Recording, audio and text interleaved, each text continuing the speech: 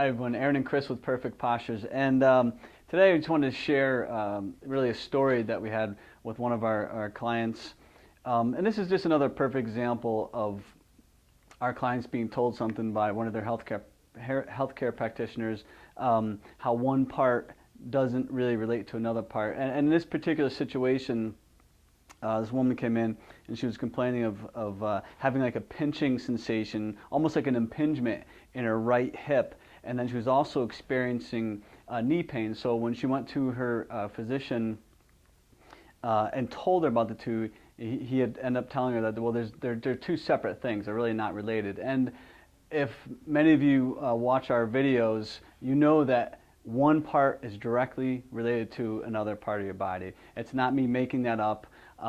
It's just fact. And I'm going to explain it to a little more detail.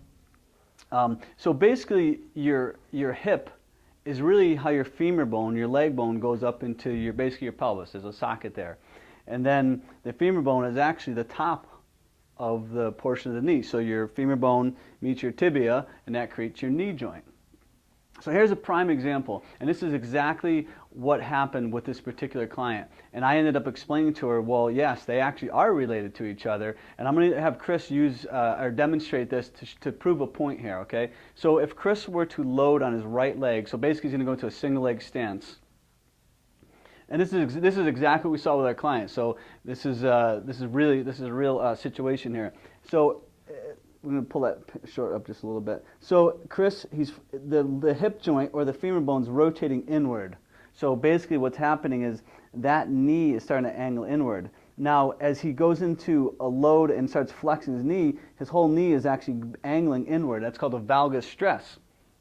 So two things happening again. One, his right leg bone or femur is rotating inward. So that means his right hip is internally rotating. And then when he goes into movement, his knee goes inward, it angles inward.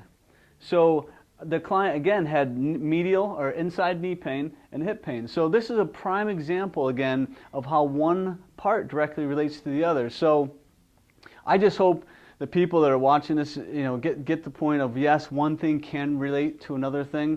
In this particular case, maybe that leads into some fascia issues in the foot, or maybe that predisposes someone for low back pain or discomfort. So, if you have questions, if anyone has any concerns, like maybe how the shoulder is affecting the pelvis or the pelvis affecting the shoulder or anywhere in the body, just shoot us an email. I'd love to shoot more videos about those.